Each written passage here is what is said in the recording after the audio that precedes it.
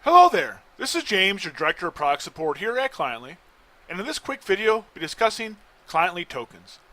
So found on our FAQ.cliently.com, we'll do a quick search for the word token, and we'll take you right into a specific article all about this functionality. So let's go and open up this real quickly. So what are tokens? A token is a piece of code that you can insert to a flow action to auto-populate field information. For example, if you filled out your contact fields for your first name, last name, company, and email address for your contacts, you can insert a token to autofill those into your flow actions.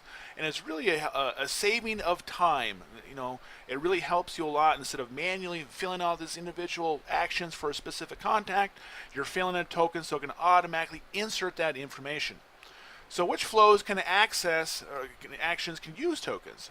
We could use either an email action, gift action, handwritten notes, video message action, postcard action, and of course the task action using LinkedIn tasks. So here's some examples of tokens and their values. The first three here are coming from your contact information. We'll talk about that real quickly. And then the rest of these, starting at first name all the way down to zip code, is all part of the contact information for your contacts and leads inside of Cliently. So please note, please make sure your Cliently account setting fields have been completed in order to use your settings as tokens, and verify your Cliently signature is set up in order to populate your information for your emails and video messages. So let's go and talk about that real quickly.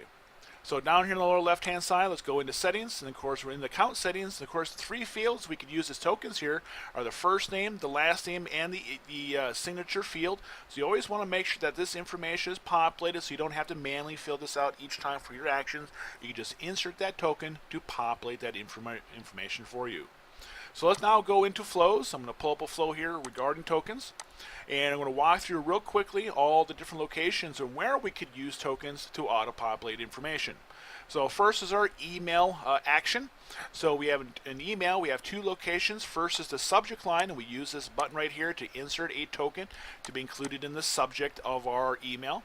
And then of course, and also in the body of the individual email, we use the token button right here to insert those tokens to auto-populate information. For example, we have hi, first name, so this would be hi, and then of course the contact who I'm going to be sending out this to populate that information, along with their company name right here. And if I scroll down to the bottom, we also have my signature as well that would automatically populate because I'm using that token to fill in that information.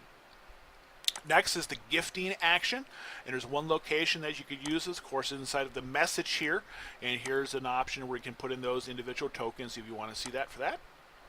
Next is for handwritten note. Once again, it's part of the message that you could be sent out to your contacts and leads, and once again here you can populate that information with tokens. Next is the video message. So video message, just like email, we could use tokens as part of our subject line to populate that information, or of course on the message, and we use those tokens right here to populate it for that specific message that be sent out to that individual person. We also have postcards, and postcards is about the back message piece right here. So when we have hello first name, for example, it would populate hello, and then of course my contact's name in there, and of course my information down here at the bottom. And then finally, of course, as part of our LinkedIn messages, if you plan on using LinkedIn in order to connect as part of our task, you can also insert tokens in there, and so you can copy and paste that information to auto-populate for your contact information as well. So all fully described in your FAQ, and it also provides some examples of how you could use tokens in here. So please be sure to take a look at that. And going forward, if you do have any questions or concerns of how to use tokens as part of your actions and inside of Cliently, please contact us. It's by down here in the lower right hand side. Go to click on this red help icon and reach out to us, and we'll do our very best to take care of each and every one of you. We thank you so much, and you all have a great day. Bye-bye.